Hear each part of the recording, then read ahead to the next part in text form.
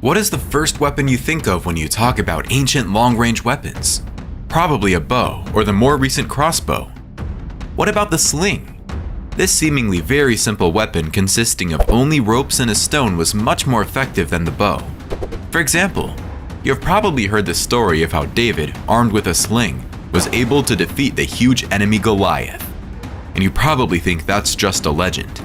But the people of antiquity knew what this formidable weapon was capable of.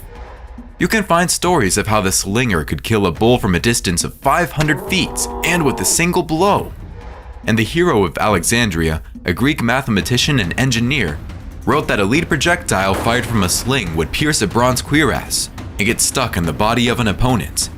And no special projectiles were needed for this weapon. When you ran out of ammunition, you could just start shooting rocks. Later, full of accurately launching projectiles weighing up to 298 pounds at a distance of 660 feet. It had a throwing arm of over 49 feet long and could launch projectiles at 120 miles per hour.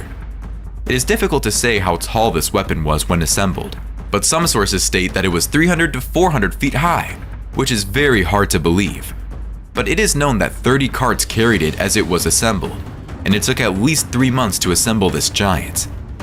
A contemporary account of the siege of Stirling Castle says that even before it was completed, the Scottish soldiers offered to surrender for fear that the weapon might destroy the entire castle. But King Edward I of England sent the peace party back to the castle, declaring, "You do not deserve any grace, but must surrender to my will." The King of England decided to continue the siege and witness the weapon's destructive power. According to the legend, the trebuchet was so powerful that the shock waves from its projectiles caused the women in the castle to miscarry. Still, the Golden Horde only needed a small trebuchet, and a single lucky shot was enough to take out about 50% of Europe's population. But how was this possible? In the early forts with castles in the 12th century, and capturing a castle was an important objective during warfare in the Middle Ages for several reasons. First, castles were often strategically located on high ground or in key positions, such as river crossings, which made them valuable military targets.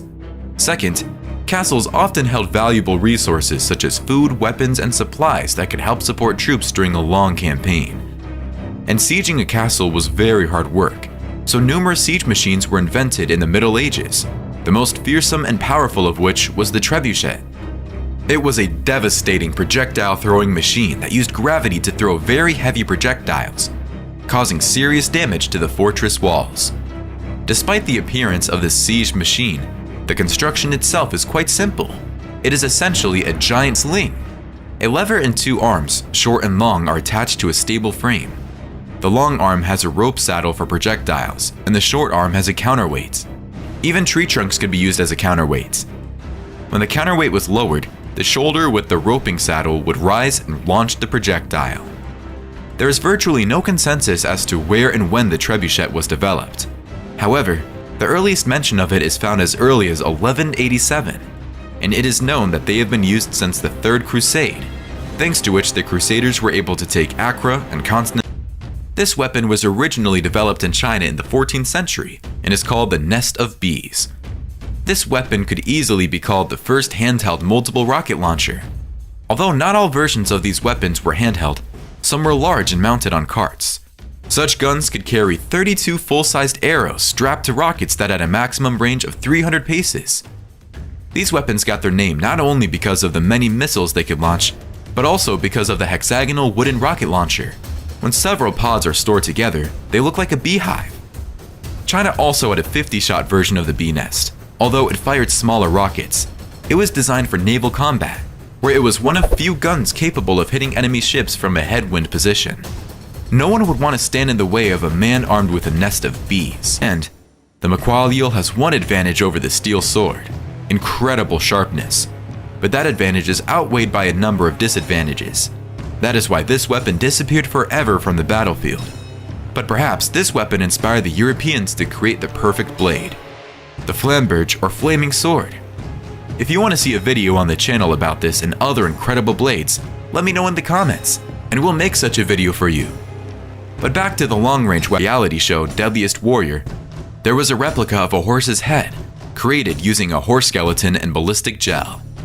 The actor and martial artist succeeded in decapitating the model, but it took him 3 blows to do so. Strikes with a Maqualio replica were most effective when it was swung and then pulled back on impact, creating a sawing motion.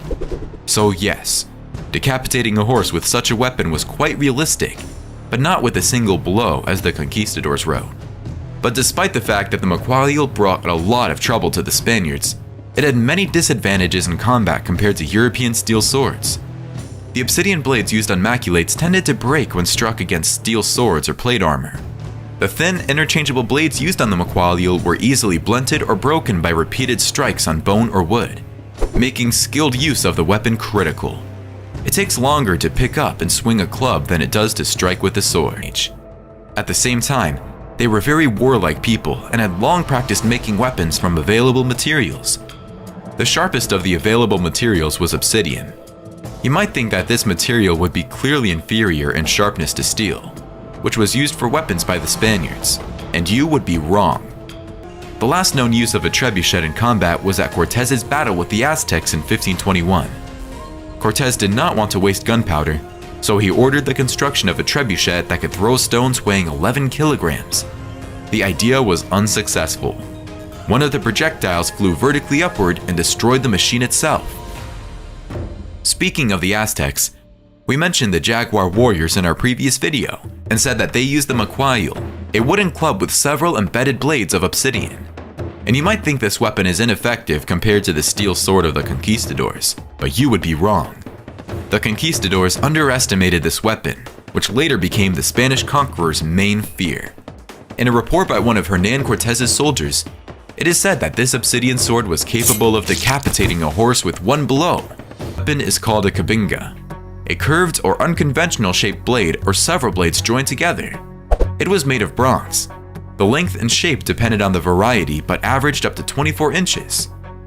The spear was used for horizontal throwing up to 100 feet and also to hunt small and medium-sized animals. They were thrown from a distance of 10 meters when fired en masse. And even if the capinga struck an enemy shield, it could bounce off into a nearby enemy. The capinga was very effective because the curvature of the blades gave a quick rotation and a large area to wound. Warriors also used it as a bludgeon in close combat. In comparison to the original designs that were used during ancient times. Back then, there were very few ways to effectively break through the defensive walls of cities, so to win a siege, the attacking force needed something powerful to smash through the masonry or the thick wooden gates.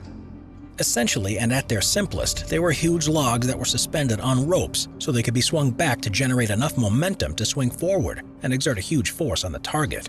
Because of their weight, stone and wooden structures are weak in tension, so applying a sideways force on them would at first cause cracks that could then be exploited to cause the walls to crumble. The use of battering rams did, however, make troops vulnerable to attack by the defensive forces, so the later designs became far more complicated. They incorporated canopies that were both arrow-proof and fire-proof to protect the people operating them, and allowed the rams to be used much earlier on in the battle than had been possible previously. Eventually, the weapons became obsolete with the introduction of gunpowder and projectiles, but until that point they were one of the most effective. Overweight trebuchets were, for centuries, one of the most powerful types of siege engines to be used on battlefields, and it was only with the introduction of gunpowder that they eventually became obsolete.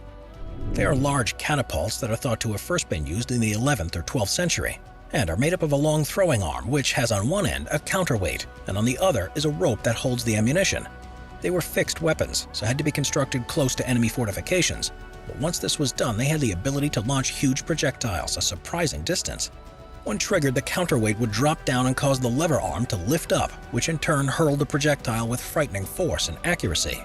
The forces on the device that would be exerted meant that it had to be solidly built, often with an A-frame on either side to hold the arm and a counterweight in place. This meant that the full-size trebuchets weren't always practical to use, with armies often choosing to go with smaller catapults instead. But when there were large fortifications to contend with, there was nothing anywhere near as effective. For a defending army, the mere sight of seeing a trebuchet being constructed often meant the... Number 4. The mangonel siege weapon. The mangonel siege weapon was an early form of trebuchet that was first developed and used in ancient China around the 4th century BC. Unlike the counterweight trebuchet that relied on heavy weights to pull the lever down and in the process launching the projectile into the air, this design relied on human power instead.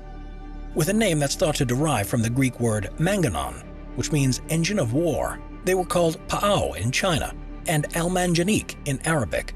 According to the records from the time, the weapons were 17 feet tall above the ground, but were also buried 4 feet into the ground for stability, and featured a throwing arm that was up to 35 feet long. 3/4 of the arm was above the pivot and attached to the 2-foot-long sling, while the remaining